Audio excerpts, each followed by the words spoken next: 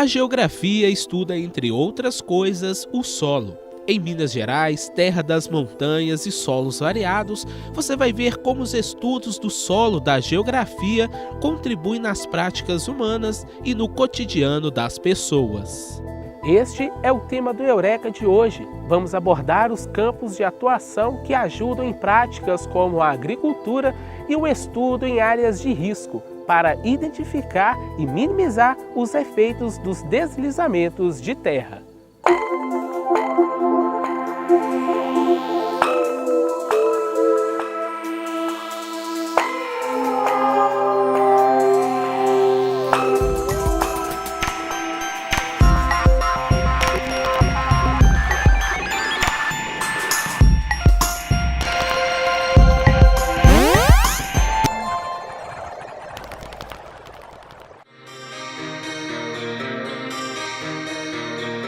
O solo, que também é chamado de terra, tem grande importância na vida dos seres vivos. Formado a partir da rocha, aquele material duro, popularmente conhecido como pedra, com a ação de diversos elementos climáticos e organismos vivos, as rochas vão diminuindo de tamanho e se transformam em um material mais ou menos solto e macio. A intervenção dos seres vivos, como insetos, minhocas e plantas, ajuda a desenvolver o solo. Isso acontece porque eles auxiliam na mistura da matéria orgânica com o material que a rocha foi transformada. Uma rocha, por exemplo, como essa aqui, ela se forma em profundidades, as rochas ígneas em geral, se formam em profundidades maiores. Essa aqui até é um basalto, ela se forma por um derrame basáltico, mas quando ela está exposta, portanto, às condições superficiais, ela passa a se transformar, perde um pouco da sua coesão, há reações químicas, transformações químicas, que vão, a partir daí, então, possibilitar a formação do solo. A rocha, ela se transforma e aí, sob a influência do clima, do relevo, da própria vegetação, da parte biológica, você tem a formação do que a gente chama de solo, que ocupa essa camada da superfície dos continentes. São inúmeros os tipos de solo e em cada região as características variam. De acordo com pesquisadores, as especificidades de uso e ocupação do solo devem ser levadas em consideração. Aqui no Brasil a gente está quase o tempo todo em cima de solo, numa região de clima úmido, tropical úmido. Nas regiões mais secas e nas regiões mais frias os solos são muito rasos, então muitas vezes você está andando em cima de rocha, de rocha fragmentada, de rocha dura mesmo, mas no nosso caso quase tudo é solo. Então é uma coisa que tem que fazer parte da reflexão sobre o uso, sobre a ocupação, sobre o meio ambiente. Montanhas, ladeiras e pela vasta quantidade de rochas, essas são as características de Minas Gerais que garantem a diversidade do solo. Em função de relevos, de topografias diferentes, de tipos de rocha diferentes, climas diferentes, tem áreas bem mais chuvosas em Minas e outras pouco chuvosas. Então todos os fatores, esses chamados fatores de formação dos solos, eles são bastante diversificados. Nas regiões de relevo acidentado, de topografia de serra, por exemplo, os solos são mais rasos, tendem a ser pouco desenvolvidos.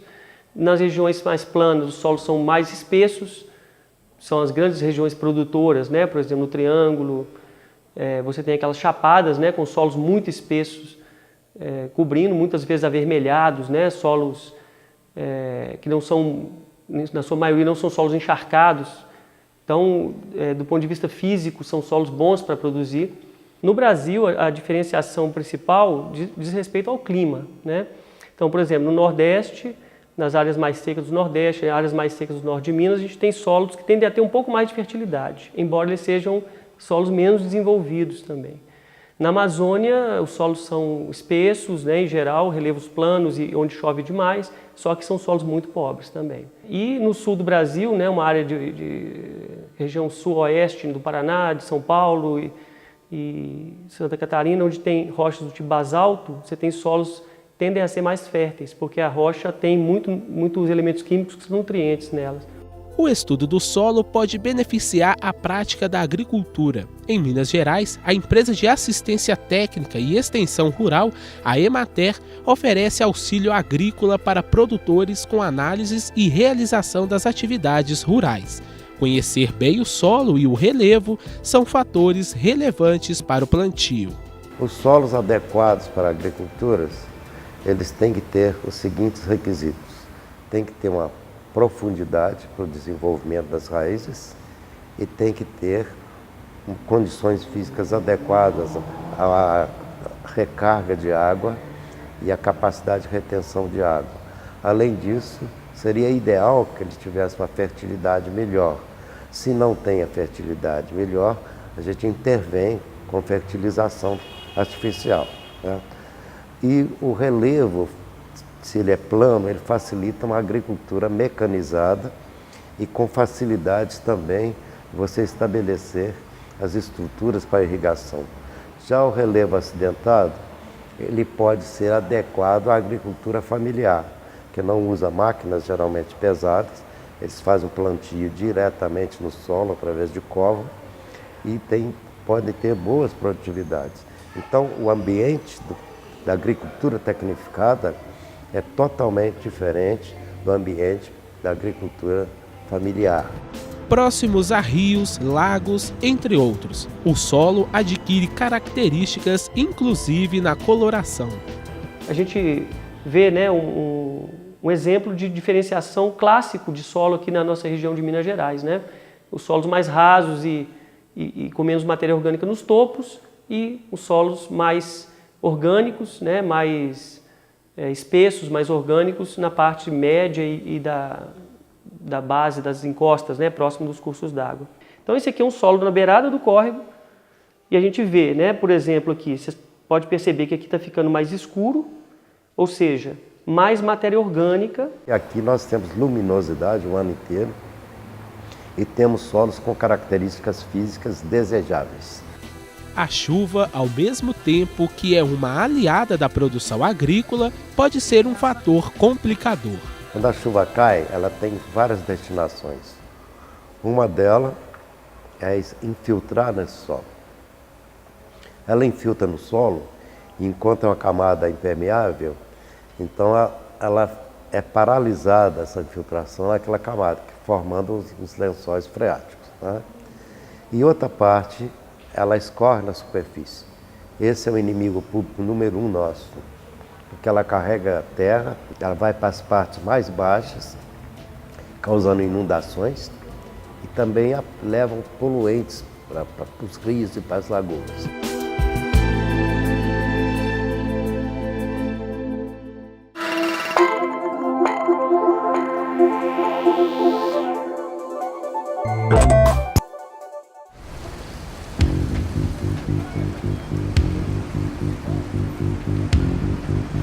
No solo acontecem 3 tipos de intervenções causadas pela chuva.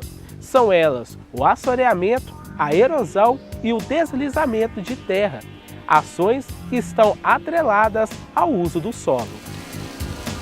Sempre que a gente impermeabilizar a superfície, diminuir a capacidade de infiltração, nós vamos favorecer a erosão. A erosão a gente pode entender como sendo a retirada dos materiais do solo, né, pelas águas que estão descendo uma encosta, por exemplo, retirada e o transporte disso para os rios, né, que são as partes mais baixas da paisagem. E a gente está falando do outro lado, que é justamente o assoreamento, né? Tira de um ponto e isso deposita no outro. Quando chega principalmente em áreas de água mais calma, né, como os lagos, por exemplo, ali é o ponto privilegiado de acumulação. E a gente tem um problema sério no Brasil, né? O uso do solo, que não é muito adequado de modo geral, ele contribui para a aceleração do assoreamento dessas represas, então dá uma perda de capacidade de produção de energia também, né, que é um problema que a gente vai enfrentar cada vez mais aí, né, nas próximas décadas talvez. E o terceiro é o deslizamento. É um processo natural, ele sempre ocorreu nas áreas de declividade forte, nas áreas de vertentes mais íngremes, né, de encostas mais íngremes, ele sempre acontece, mas nós podemos facilitar a ocorrência deles quando a gente, por exemplo, constrói em áreas impróprias, né? A gente desestabiliza O equilíbrio que existe nessas encostas, quando a gente faz um corte, por exemplo, de uma estrada ou um aterro, o material ele perde estabilidade. Então, ele já talvez tivesse uma propensão para deslizar, mas nós acabamos desencadeando esse processo mais, né? E o que desliza é solo, de modo geral, né? É o solo que vai deslizar. Por isso que essa parte de mecânica de solo, a parte física, né, e mecânica do solo é um conhecimento importante para ter. O Serviço Geológico do Brasil, o CPRM, trabalha na identificação de áreas de risco, realizando estudos geológicos do local. Segundo o Ministério das Cidades, há 4 tipos de risco: baixo, médio, alto e muito alto.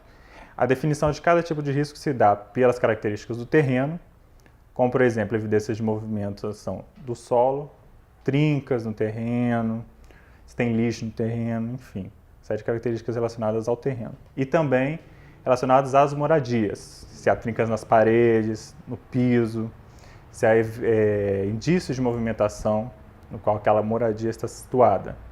Em função disso, nós classificamos esse risco em 4 tipos. Na setorização de risco, nós identificamos apenas as áreas com risco alto e muito alto, seria o R3 e o R4, certo? Nós identificamos todas essas áreas do município. O risco baixo e o médio, nós não identificamos nesse momento na nossa setorização de risco. Porém, isso não significa que, com o avançar do tempo, essas áreas de risco baixo e médio vão ficar sempre classificadas dessa forma. A depender das interferências humanas a serem realizadas no terreno, esse risco ele pode ser alterado. Em áreas de risco, a ocupação humana pode gerar ainda mais transtornos. Mesmo assim, a população resiste em abandonar as moradias. Muitas resistem em não abandonar as moradias, mesmo elas estão num risco muito alto nas áreas. Esse é um problema que a gente verifica nos municípios. E na maior parte dos municípios pequenos que eu vi em campo, há um êxodo rural. Ou seja, a população não acha o trabalho adequado na área rural, elas migram para as cidades. Isso agrava o problema, porque não há um espaço geológico com risco baixo e médio adequado na cidade, e elas acabam ocupando as encostas, o que agrava o problema.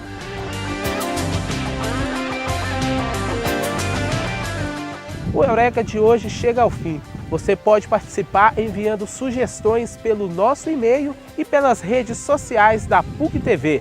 Eu te espero no próximo programa. Até mais!